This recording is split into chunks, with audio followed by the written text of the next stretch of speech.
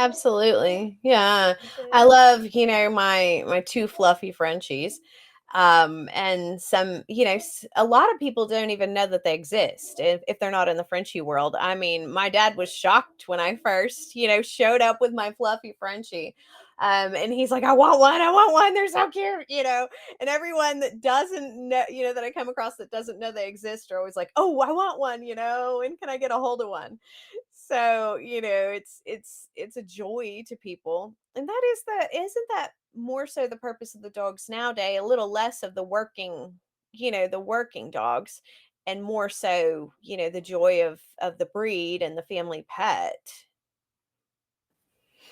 So why French bulldogs? Well, I think it started with my son Tiernan. He's 21 now.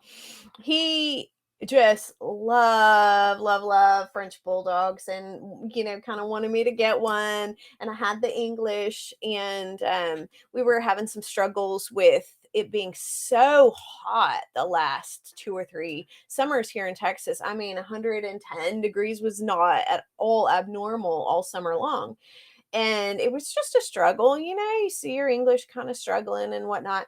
And so we decided to add a French bulldog, Poppy. That will be his dog when he leaves this house. He adores her. She's a wild thing, but a lot more athletic, a lot more capable of handling the heat. And I never let my bulldogs of any kind stay outside unless it's like super nice, like today, where it's like 65 degrees or something. But for the most part, anytime there's any heat at all, they're going to be inside, except for the 5 minutes that I'm, putting them out to potty. Um, so that being said, the French, just they were a lot more athletic, a lot less likely to overheat in these crazy Texas weather. And we even had like a situation like 2 years ago where the air conditioner went out in the house, which, oh Lord help us, at 109 degrees. And so we were going off of like window units and stuff, and the Frenchies were fine, and the English were like, struggling. So that being said, I think that's kind of why we've gone that direction. But for us, I think it's just that goofy little cute personality. They think they're ginormous, and the Danes think they're tiny, and the Frenchies think that they're ginormous. And somehow the combination of the two is just really a perfect fit. What does health testing mean to you as far as in the French bulldog world? For me and the French bulldogs, it's more of a focus of we have our vet check them from head to toe, check heart, eyes, hips, all of that. But then my main focus is just making sure that we don't pass on any genetic disorders.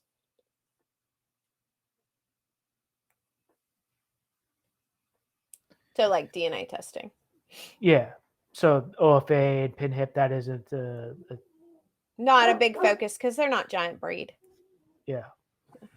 Yeah, I know there's different schools of thought, and I'm still learning for myself. So, what have been some of the challenges of owning French bulldogs as far and breeding them?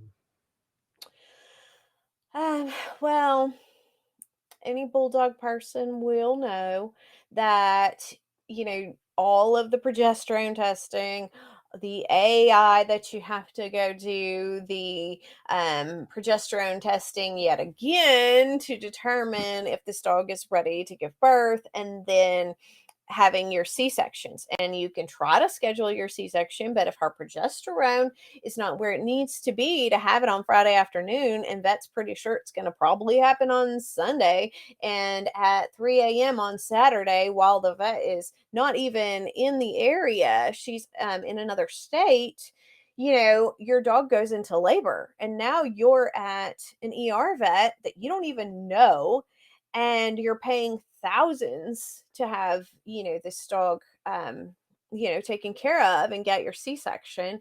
That can be some of the stressors for sure. Just trying to make sure that you're prepared for that financially, that you're not caught in a pickle, because we ended up on this last Frenchie litter, she's a little bigger of a Frenchie, and she had the 9 puppies in there, but the first one, he was stuck, he would not come out, and that I did not want to have a natural birth, but I was on my way to an emergency vet, and I had a family member driving, and there I had a puppy coming out in the back seat, and he was stuck, and he was not alive, and it was a lot of stress. And, once we got to the emergency vet, they said she's just popping them out because I signed the papers for her to go have a C-section, but before they could even do the C-section, she was like popping them out naturally. So she ended up having the whole litter naturally, but you don't want to plan for that because you can put yourself and the dog in a lot of danger, the puppies in a lot of danger. So that kind of causes me stress compared to like the Great Danes where natural birth is just something that we do. And yeah, there are some times where there's a stressor, like your dog gets tired and you have to go, get a C-section, but usually they're hours apart and you're not, it's not as much of a danger as it is for the bulldogs. So that's kind of, some of the question marks regarding bulldogs and Frenchies specifically. And then the other challenges with regard to the Frenchies that I've had is they're not quite as easy to potty train as a Great Dane is.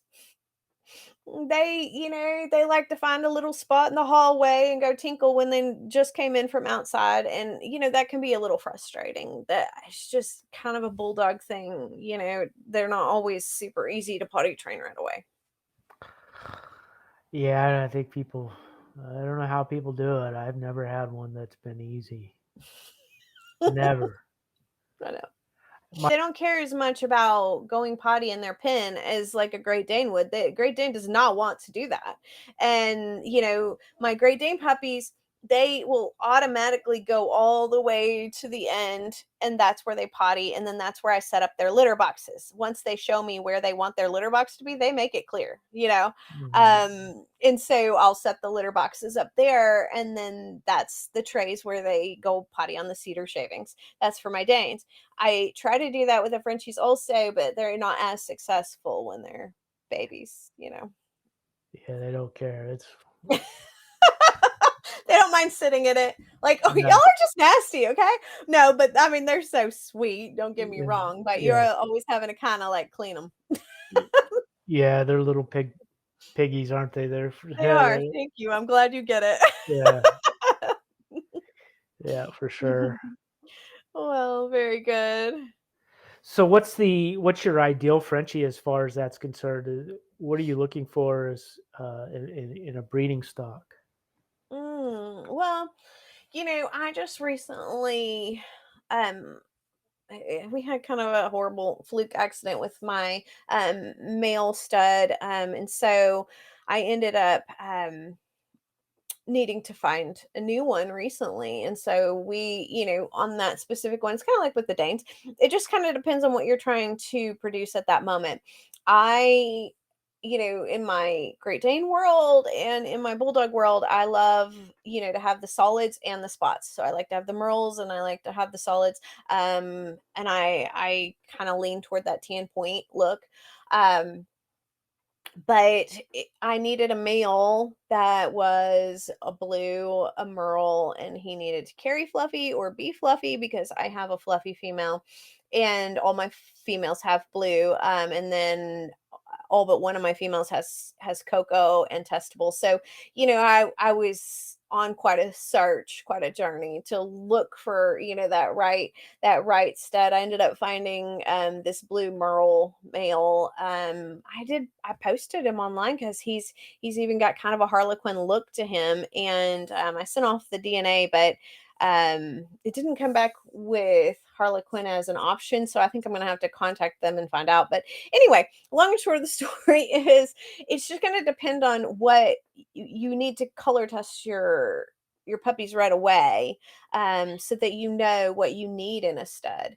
um And for me, paying stud fees for several different lines didn't make a lot of sense. I feel like, it's better to pay my one fee up front and I own the stud as opposed to going looking for a stud every time, because you could be caught kind of, I've been caught with individuals who say they health tested and then never could provide anything for me. So, unless you have people that you work with that you can trust and they're on the up and up, last minute stud searches can be kind of, perilous. But as far as, what I'm looking for, it's just going to depend. But I do look for a little bit, I look for a flatter nose, which is a little harder to find in some of the fluffies. I mean, we can all agree that most of the fluffies have a little longer snout for whatever reason. Um, and then I'm personally, looking for a spotted male, solid females.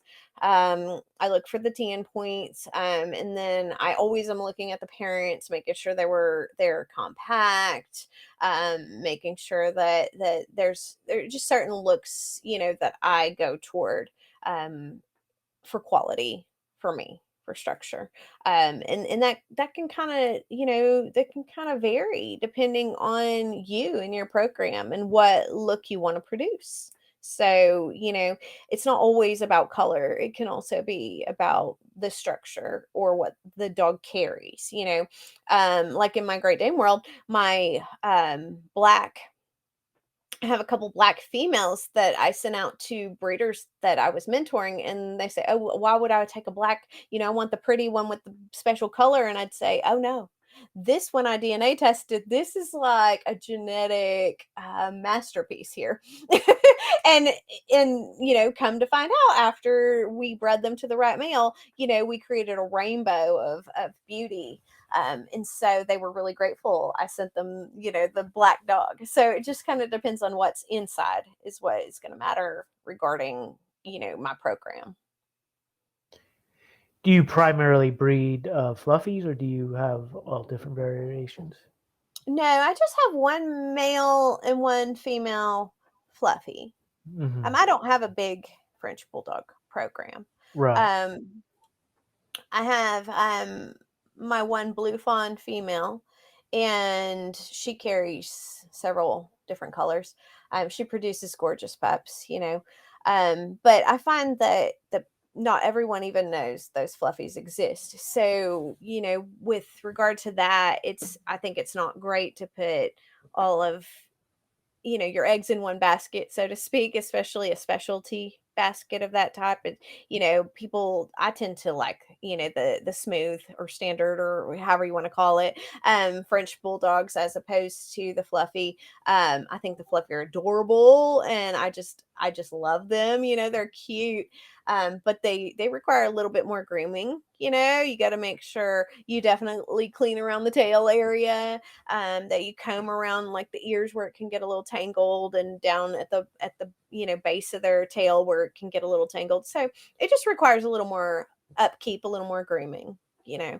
Some people are not up for that. Some people want your classic smooth short hair Frenchie. Do you notice a difference in temperament and behavior as far as the fluffy and the more standard smooths? So far, and both of mine are puppies, so I'm not an expert on this, but so far they seem to be less high strung and a little more sweet and chill. Mm-hmm. The fluffy do. Um, whereas, my other two are kind of like bouncing off the furniture, kind of, like a little like bullets running through Yeah, yeah. the house. The fluffy ones seem to just be kind of more like, oh yeah, ride the wave. Hmm. But we'll see. They may turn on the wild here soon, and I'm just not prepared. Right, right. Oh goodness. Have you heard of any or noticed any difference? Yeah, I've noticed. I've heard. I've never been around a fluffy, Okay. um, but I've heard the difference. Okay. Yeah. All right. Um, where do you see your Frenchie program within 5 years?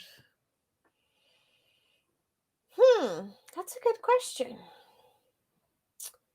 that's a hard one.